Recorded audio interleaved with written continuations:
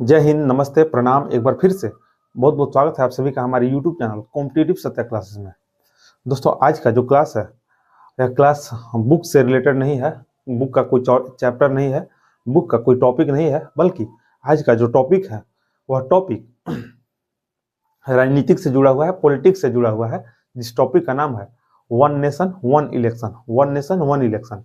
और जब से केंद्रीय कैबिनेट ने इस बिल को मंजूरी दी है, जब से केंद्रीय कैबिनेट ने इस बिल को मंजूरी दी है, तब से जो है यह बात तय हो गया है कि शीतकालीन सत्र में जो है लोकसभा सदन में इस बिल को पेश किया जाएगा। पारित करने को लेकर जो है इस बिल को पेश किया जाएगा। और इस बिल को लेकर जो है आम जनमानस में या फिर सत्ता पक्ष हो या फिर विपक्ष, सब में अलग अलग अपनी अपनी अलग अलग राय है। अगर हम बात करें आम जनमानस की, तो बहुत सारे लोगों को जो है यह सही लग रहा है कि एक राष्ट्र एक चुनाव होना चाहिए। वहीं बहुत सारे लोगों को जो है यह सही नहीं लग रहा है कि इतने बड़े लोकतंत्र में जो है एक साथ लोकसभा का चुनाव और विधानसभा का चुनाव होना पॉसिबल नहीं है। वहीं अगर हम बात करें सत्ता पक्ष की, तो सत्ता पक्ष जो है one nation one election bill को लेकर जो है इसके पक्ष में इसके बारे में जो है इसकी अच्छाइयाँ बता रही है कि वन नेशन वन इलेक्शन जो बिल है इसके आने के बाद क्या क्या फायदा होगा। और वहीं अगर बात करें विपक्ष की, तो विपक्ष की इस बात को लेकर अलग राय है। विपक्ष जो है इस चीज़ को लेकर कमियां गिना रही है कि इस बिल के आने से क्या नुकसान होंगे, किस तरह के दिक्कत होंगी, कैसे लोगों को जो है परेशानियों का सामना करना पड़ेगा। ये तमाम सारी चीज़ों को लेकर जो है one nation one election bill जो है चर्चा में है।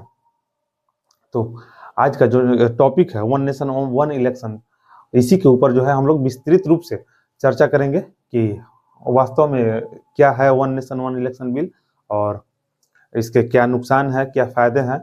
इन तमाम सारी चीज़ों को लेकर जो है इस वीडियो में हम चर्चा करेंगे।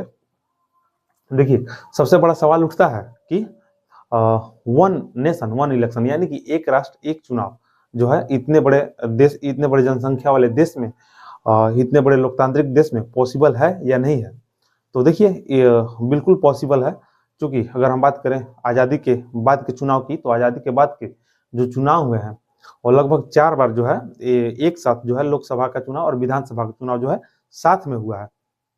जैसे कि अगर आज़ादी के बाद हम बात करें, तो आज़ादी के बाद 1952 में, आज़ादी के बाद जो है 1952 में पहला बार जब चुनाव हुआ तो लोकसभा तथा विधानसभा का चुनाव जो है साथ में हुआ। वहीं 1957 में भी लोकसभा तथा विधानसभा का चुनाव साथ में हुआ।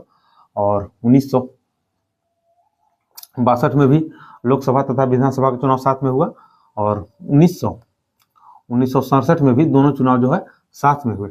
1967 में भी जो है लोकसभा तथा विधानसभा का चुनाव जो है साथ में हुए। यानी कि वन नेशन वन इलेक्शन जो है पॉसिबल है। एक देश में एक साथ लोकसभा तथा विधानसभा का चुनाव जो है पॉसिबल है, क्योंकि यह पहले हो चुका है। अब अगर हम बात करें कि जब लोकसभा और विधानसभा चुनाव जब साथ में हो रहे थे, तो क्या दिक्कत हुई कि लोकसभा तथा विधानसभा चुनाव जो है अलग अलग होने लगे। तो देखिए, 1968-69 में जो है 1968-69 में कुछ राज्यों के विधानसभा को कुछ कारणों से भंग कर दिया गया। कुछ राज्यों के विधानसभा को कुछ कारणों से जो है भंग कर दिया गया, विघटित कर दिया गया और नए राज्यों का निर्माण किया गया। वहीं अगर हम बात करें लोकसभा चुनाव की, तो 1971 में जो है लोकसभा का चुनाव 1971 में जो है लोकसभा का चुनाव जो है समय से पहले किया गया। लोकसभा का जो चुनाव है वह समय से पहले किया गया और तब से लेकर जो है लोकसभा तथा विधानसभा का चुनाव जो है अलग अलग समय में हो रहा है। तब से लेकर अब तक जो है लोकसभा और विधानसभा का चुनाव अलग अलग समय में हो रहा है। लेकिन ऐसा नहीं है कि लोकसभा तथा विधानसभा के चुनाव को एक साथ कराने को लेकर प्रयास नहीं किया गया है। अगर हम बात करें 1983 की 1983 की, तो 1983 में जो है 1983 में जो है एक साथ लोकसभा तथा विधानसभा का चुनाव कराने को लेकर सुझाव दिया गया। लोकसभा तथा विधानसभा का चुनाव जो है एक साथ कराने को लेकर सुझाव दिया गया। और जिस समय 1983 में लोकसभा तथा विधानसभा को लेकर एक साथ चुनाव कराने को लेकर जब सुझाव दिया गया, उस समय केंद्र में जो है इंदिरा गांधी की सरकार थी। इंदिरा गांधी की सरकार थी।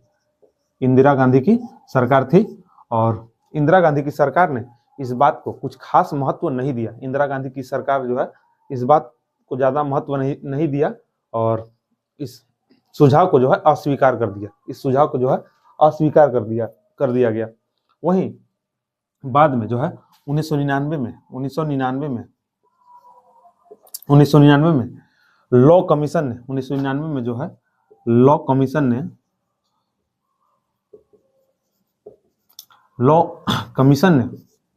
जो है लॉ कमीशन ने इस मुद्दा को फिर से उठाया कि जो है लोकसभा तथा विधानसभा का चुनाव जो है साथ में होना चाहिए। लोकसभा तथा विधानसभा का जो चुनाव है वह साथ में होना चाहिए। और जिस समय लॉ कमीशन ने जो है एक साथ दोनों चुनाव को संपन्न कराने का सुझाव दिया था, उस समय यानी कि 1999 में बीजेपी के नेतृत्व में जो है एनडीए की सरकार हुआ करती थी। और उस समय भी जो है वन नेशन वन इलेक्शन को लेकर कुछ खास निष्कर्ष नहीं निकल पाया। इसके बाद 2014 के लोकसभा चुनाव में बीजेपी ने अपने घोषणा पत्र में जो है वन नेशन वन इलेक्शन का प्रावधान जो है लागू करने का जिक्र किया। इसके बाद जो है 2014 के लोकसभा चुनाव में जो है बीजेपी ने अपने घोषणा पत्र में वन नेशन वन इलेक्शन का जो है प्रावधान अपने घोषणा पत्र में शामिल किया कि हम सरकार में यदि आएंगे तो जो है वन नेशन वन इलेक्शन का जो प्रावधान है, जो नियम है, इसको लागू करेंगे। वन नेशन वन इलेक्शन का प्रावधान जो है लागू करेंगे। और हाल ही में जो है 2024 में 15 अगस्त को जो है लाल किला से अपने भाषण में जो है 15 अगस्त लाल किला से अपने भाषण में जो है प्रधानमंत्री नरेंद्र मोदी ने वन नेशन वन इलेक्शन का जिक्र किया है। वन नेशन वन इलेक्शन का जिक्र किया है। ये थी कुछ बेसिक बातें वन नेशन वन इलेक्शन को लेकर। अब आते हैं असली मुद्दा पर। अब जो है असली मुद्दा पर आते हैं। अगर हम बात करें वन नेशन वन इलेक्शन की तो सितंबर 2023 में भारत सरकार ने दोनों चुनाव जो है एक साथ संपन्न कराने को लेकर इस मुद्दे की जांच तथा सिफारिश हेतु एक उच्च स्तरीय समिति गठित करने का अधिसूचना जारी किया। भारत सरकार ने सितंबर 2023 में दोनों चुनाव लोकसभा तथा विधानसभा चुनाव को एक साथ संपन्न कराने को लेकर जो है इस मुद्दे की जांच तथा सिफारिश हेतु एक उच्च स्तरीय कमेटी गठित करने का अधिसूचना जारी किया। और इसी अधिसूचना के तहत जो है रामनाथ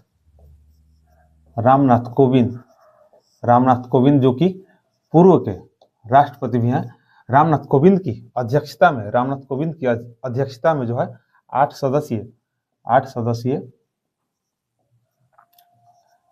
सदस्यीय कमेटी का गठन किया गया। 8 सदस्यीय कमेटी का गठन किया गया।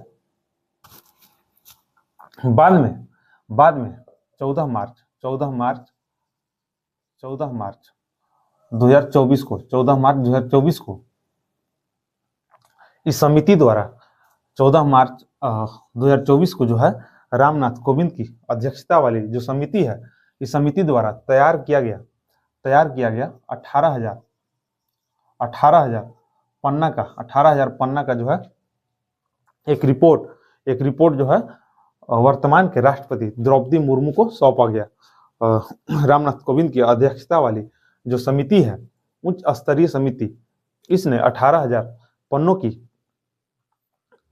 एक फाइनल रिपोर्ट भारत के वर्तमान राष्ट्रपति द्रौपदी मुर्मू को सौंपी, जिसमें जो है दोनों चुनाव एक साथ कराए जाने को लेकर कई सारे सुझाव दिए गए थे। जिसमें जो है दोनों चुनाव लोकसभा तथा विधानसभा चुनाव को एक साथ कराए जाने को लेकर कई सारे सुझाव दिए गए थे, जिनमें मुख्य रूप से जो है कहा गया कि अगर हमें दोनों चुनाव एक साथ, लोकसभा तथा विधानसभा चुनाव को एक साथ कराना है, तो हमें कुछ संविधान में संशोधन करना होगा, और जिनमें जो प्रमुख संशोधन होगा वह है आर्टिकल 83, जो कि संसद के सदन के अवधि से संबंधित है, सदन के अवधि से संबंधित है। और वहीं दूसरा जो है वह है आर्टिकल 172, और आर्टिकल 172 में भी संशोधन करना पड़ेगा, जो कि राज्य के विधानसभा के अवधि के संबंध में है, राज्य के विधानसभाओं के अवधि के संबंध में है आर्टिकल 172। इन आर्टिकलों में जो है संशोधन करना पड़ेगा। वहीं अगर हम बात करें संविधान संशोधन की, तो देखिए कोई भी नियम आता है तो वह तीन तरीका से संसद में पारित होता है। पहला जो है साधारण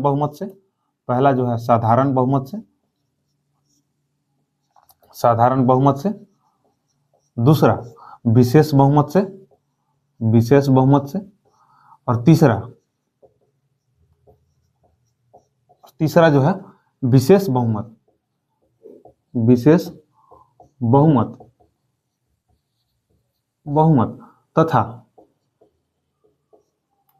तथा आधे राज्यों का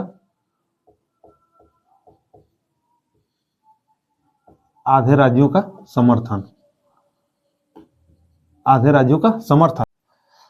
अब अगर हम बात करें साधारण बहुमत की, तो देखिए कुछ बिल साधारण बहुमत से संसद में पारित होते हैं, और कुछ विधेयक ऐसे होते हैं जिनको लागू करने के लिए जो है संविधान में संशोधन करना पड़ता है, तथा संविधान में संशोधन करने के लिए आपको विशेष बहुमत की जरूरत होती है। जैसे कि अगर किसी बिल को हमें पारित करना है और हमें उसके लिए संविधान में संशोधन करना है, तो हमें विशेष बहुमत की आवश्यकता होगी। और विशेष बहुमत क्या होता है, देखिए अगर बात करें लोकसभा की कुल सीटों की, तो लोकसभा में कुल जो सीट है वह है 543, और हमें अगर जो संविधान में संशोधन विशेष बहुमत की आवश्यकता है, तो हमें कुल सीटों का 2/3 मत जो है प्राप्त होना चाहिए। अगर हम बात करें वन नेशन वन इलेक्शन विधेयक की, तो हमें वन नेशन वन इलेक्शन विधेयक तभी लागू हो पाएगा जब हम संविधान में संशोधन करेंगे। और संविधान में संशोधन करने के लिए जो हमें आवश्यक चीज है वह यह है कि हमें लोकसभा के कुल सीटों का यानी कि 543 सीटों का 2/3 बहुमत हमें प्राप्त होना चाहिए, यानी कि कुल हमें 362 मत हमारे पास होना चाहिए। इसके अलावा हमें राज्यसभा में जो है कुल सीटों का 2/3 बहुमत होना चाहिए। राज्यसभा में अगर 250 सीट है तो इसका हमें 2/3 बहुमत चाहिए, जो कि 162 होता है। और इसके अलावा हमें कुल राज्य यानी कि अगर हमारे देश में टोटल 30 राज्य हैं, तो 15 राज्यों के जो है विधानसभा से 15 राज्यों के विधानसभा से जो है यह बिल पास होना चाहिए।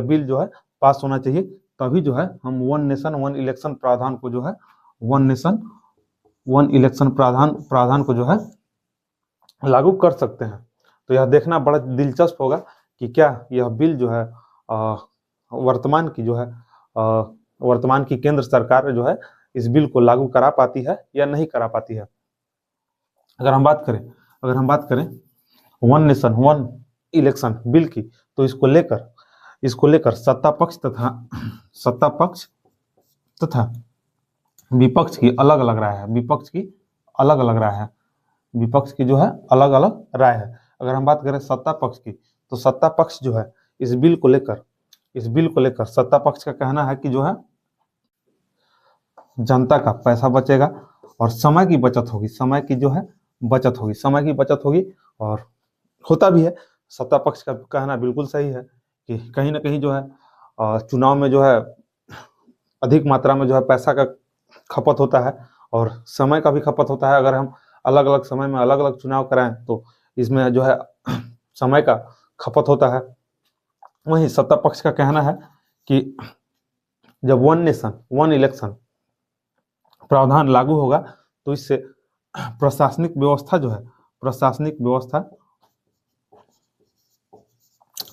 व्यवस्था तथा सुरक्षा बलों के ऊपर जो दबाव है वह कम होगा। प्रशासनिक व्यवस्था तथा सुरक्षा बलों के ऊपर जो है जो दबाव होता है वह कम होगा। और यह भी बिल्कुल सही है कि जब भी चुनाव होता है तो प्रशासनिक व्यवस्था जो है दो भागों में बढ़ जाती है। एक जो है देश की आंतरिक स्थितियों को देखना है कि अपने ग्रामीण स्तर पर या फिर शहरी स्तर पर कोई घटना न घटित हो, और दूसरा चुनाव को जो है शांतिपूर्वक कराने का जिम्मेवारी होता है। चाहे सुरक्षा बल हो चाहे फिर प्रशासन हो, इन सब की जिम्मेदारियां होती है और कहीं ना कहीं दबाव होता है। तो ये सत्ता पक्ष का कहना बिल्कुल सही है। वहीं अगर हम बात करें अगले पॉइंट की, तो सत्ता पक्ष का कहना है कि सरकारी नीतियों का जो है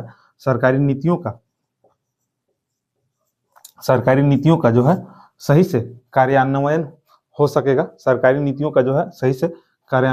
सकेगा। और होता क्या है कि दरअसल जब भी चुनाव होता है तो चुनाव से 45 या 60 दिन पूर्व जो है आदर्श आचार संहिता लागू हो जाता है। और उस स्थिति में जो है सरकारी नीतियों का जो है सही से उपयोग नहीं होता है। सरकारी नीतियां कहीं ना कहीं जो है बाधित होती हैं। वहीं अगर हम बात करें तो वन नेशन वन इलेक्शन जो लागू होने के बाद राजनीतिक स्थिरता बनाने में जो है अहम रोल निभा सकता है।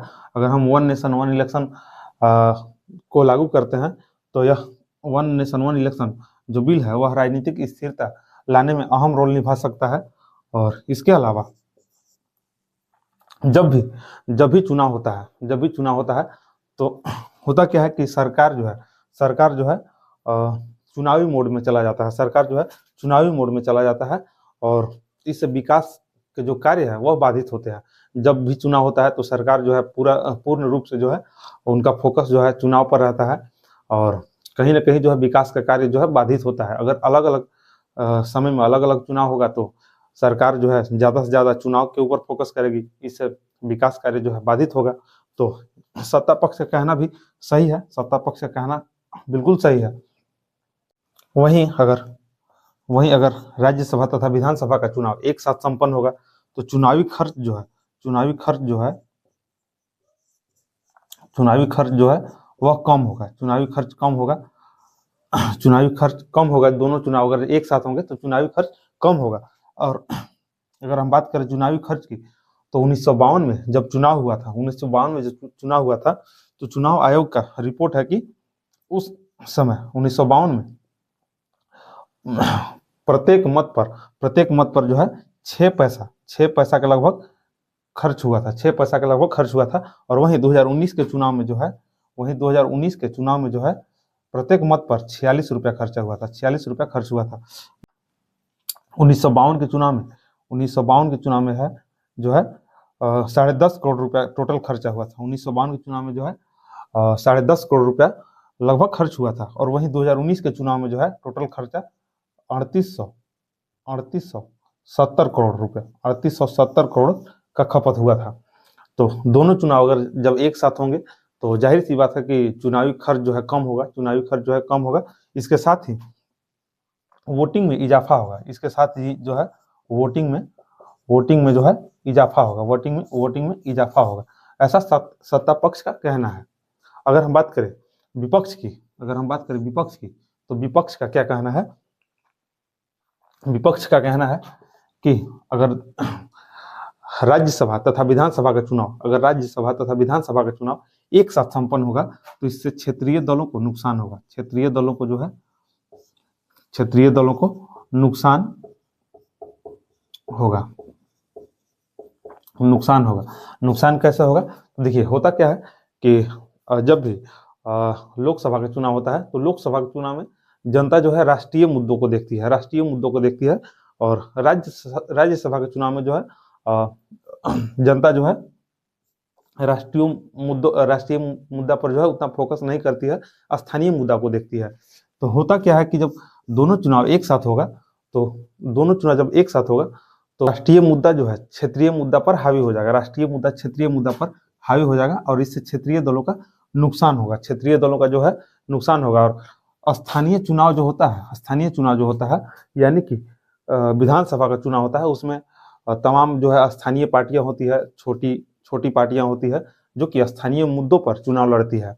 तो यही विपक्ष का कहना है कि यदि दोनों चुनाव साथ होंगे तो कहीं ना कहीं जो है लोकसभा का चुनाव जो है राष्ट्रीय मुद्दा पर लड़ा जाता है, और राज्यसभा का विधानसभा का चुनाव जो है वह कहीं ना कहीं स्थानीय मुद्दा पर लड़ा जाता है।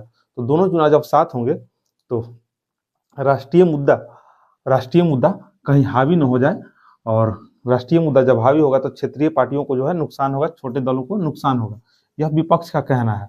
वहीं विपक्ष का कहना है कि यदि सारे चुनाव एक साथ कराएंगे, अगर मान के चलिए लोकसभा का चुनाव जो है साथ में होगा, विधानसभा का चुनाव साथ में होगा, इसके अलावा अगर पंचायत स्तर का जो चुनाव है साथ में होगा, नगर निकाय का चुनाव साथ में होगा, तो एक साथ हमें क्या है 3 गुना अधिक ईवीएम की आवश्यकता होगी, 3 गुना अधिक वीवीपैट की आवश्यकता होगी। ये अभी क्या है वर्तमान में जो है हमारे देश में सीमित ईवीएम है, क्योंकि अलग अलग समय में चुनाव होता है, लोकसभा का चुनाव अलग समय में होता है, विधानसभा का चुनाव जो है अलग समय में होता है। तो एक ही ईवीएम जो है कभी लोकसभा के चुनाव में यूज हो जाता है, कभी विधानसभा के चुनाव में यूज हो जाता है। जब दोनों चुनाव एक साथ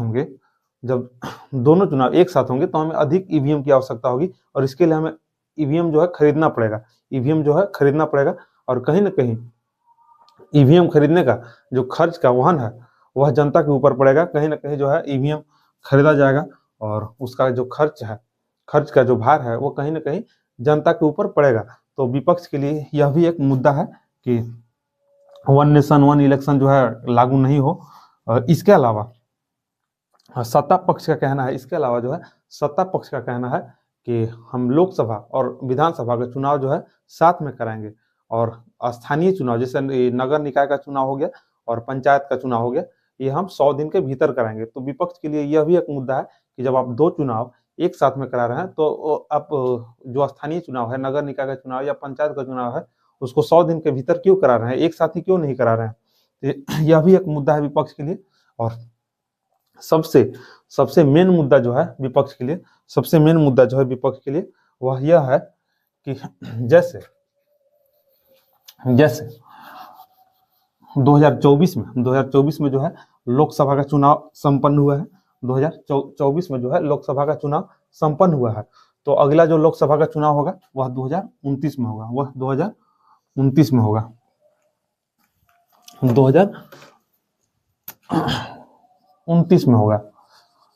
होगा। अभी विपक्ष का क्या कहना है कि जैसे 2029 में जब आप एक साथ चुनाव कराइएगा, लोकसभा तथा विधानसभा का चुनाव जो है एक साथ में कराइएगा, तो होगा क्या कि कुछ विधानसभा का जो चुनाव है, कुछ विधानसभा का जो है कार्यकाल 2029 से पहले खत्म हो जाएगा। कुछ राज्यों की विधानसभा का कार्यकाल जो है 2029 से पहले खत्म हो जाएगा, और कुछ राज्यों के विधानसभा का कार्यकाल जो है 2029 के बाद खत्म हो गया, 2 साल या 3 साल बाद खत्म होगा। तो सत्ता पक्ष का कहना है कि जिनका कार्यकाल 2029 से पहले खत्म होगा, जिनका कार्यकाल जो है वो 2029 से पहले खत्म होगा, उनके कार्यकाल को एक्सटेंड किया जाएगा, यानी कि बढ़ा दिया जाएगा 2029 तक।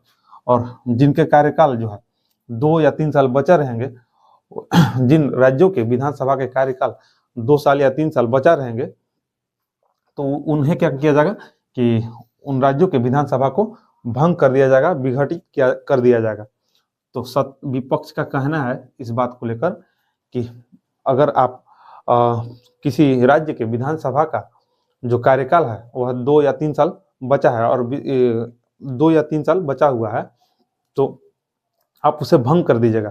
तो यह जो है जनादेश का अपमान हो गया। यह तो जनादेश का अपमान हो गया कि आप उनको भंग करके जो उनका कार्यकाल समाप्त कीजिएगा।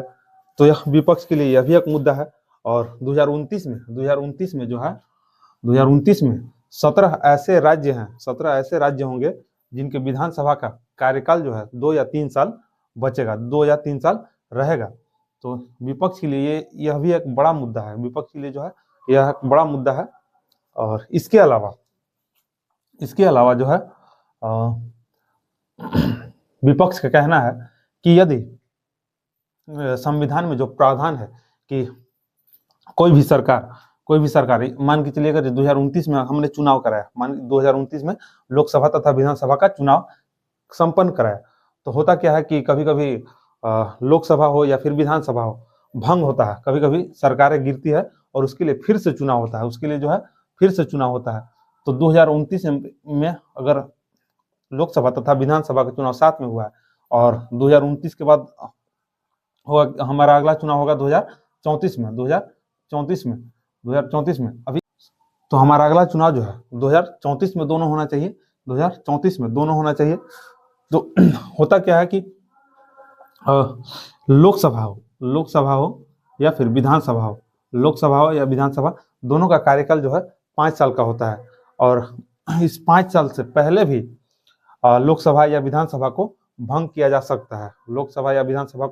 सकता है। ऐसी स्थिति में वहां फिर से चुनाव कराना पड़ेगा।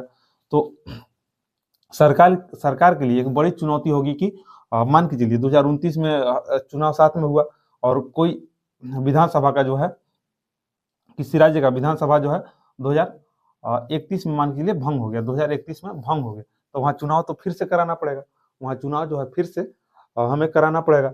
तो ये क्रम जो है टूटेगा कि 2029 में हुआ फिर 2031 में हो रहा है। तो यह क्रम को बनाए रखना भी एक बड़ी चुनौती है सरकार के लिए। और यह भी विपक्ष के लिए एक मुद्दा है। अगर हम बात करें वन नेशन वन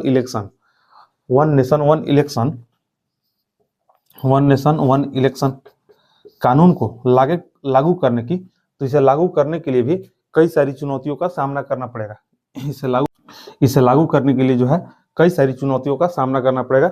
जैसे कि अगर हम बात करें पहले चुनौती की, तो एक देश एक चुनाव की व्यवस्था को लागू करने के लिए जो है हमें संविधान तथा कानून में बदलाव करना पड़ेगा। और वन नेशन वन इलेक्शन का जो प्रावधान है, इसको लागू करने के लिए पहले संविधान में संशोधन करना पड़ेगा और बाद में जो है राज्यों के विधानसभा से भी इस बिल को पारित कराना पड़ेगा। वहीं अगर हम बात करें दूसरे चुनौती की बात करें, तो जैसे लोकसभा तथा विधानसभा का जो कार्यकाल है वह 5 साल का होता है। लोकसभा तथा विधानसभा का जो कार्यकाल है वह 5 साल का होता है और लोकसभा या फिर विधानसभा इनको 5 साल से पहले भी भंग किया जा सकता है। तो सरकार के लिए यह भी एक चुनौती है कि इस क्रम को जो है कैसे बनाए रखना है, यह भी सरकार के लिए एक बड़ी चुनौती है। वहीं अगर हम बात करें कि अगले चुनौती की बात करें, तो जैसे हमारे देश में जो है चुनाव जो है ईवीएम तथा वीवीपैट से होता है। अभी ईवीएम तथा वीवीपैट की जो संख्या है वह सीमित है। तो अलग अलग समय में जब चुनाव होता है तो एक ही ईवीएम को अलग अलग समय में यूज कर लिया जाता है, लेकिन जब दोनों चुनाव एक साथ होंगे तो हमें अधिक ईवीएम तथा अधिक वीवीपैट की आवश्यकता होगी। तो इसको भी मेंटेन करना जो है सरकार के लिए एक बड़ी चुनौती होगी। और अगर बात करें अगली चुनौती की, तो अगला चुनौती यह है कि जब हम अधिक संख्या में ईवीएम का प्रयोग करेंगे, अधिक संख्या में ईवीएम का प्रयोग करेंगे तो हमें अधिक संख्या में सुरक्षा बलों की आवश्यकता होगी, अधिक संख्या में हमें जो है अधिकारियों की आवश्यकता होगी। तो अधिक संख्या में सुरक्षा बलों की आवश्यकता तथा अधिक संख्या में अधिकारियों की आवश्यकता को भी जो है पूर्ति करना, यह भी एक बहुत बड़ी चुनौती होगी सरकार के लिए। और इन सब के अलावा सरकार की जो सबसे बड़ी चुनौती है वह यह है कि सत्ता पक्ष को जो है संविधान में संशोधन करने के लिए जो है कुल 362 लोकसभा में कुल 362 मत चाहिए, जबकि सत्ता पक्ष के पास जो है टोटल जो है 293 सीट है, यानी कि 293 मत ही है। तो यह भी एक बहुत बड़ा चुनौती है कि वह कैसे विपक्षी दलों को कन्विंस करती है इस चीज को जो है लागू करने के लिए, वन नेशन वन इलेक्शन का जो विधेयक है इसको किस प्रकार से लागू करेगी, यह भी देखना काफी दिलचस्प रहेगा। तो यह था जो वन नेशन वन इलेक्शन से जुड़ी जानकारियां थी जो हमने आपके साथ साझा की। आशा करते हैं कि यह जानकारी आपको जो है पसंद आई होगी, और तब तक के लिए विदा लेते हैं और मिलते हैं अगले क्लास में किसी नए टॉपिक के साथ, किसी नए चैप्टर के साथ। तब तक के लिए जय हिंद, जय भारत।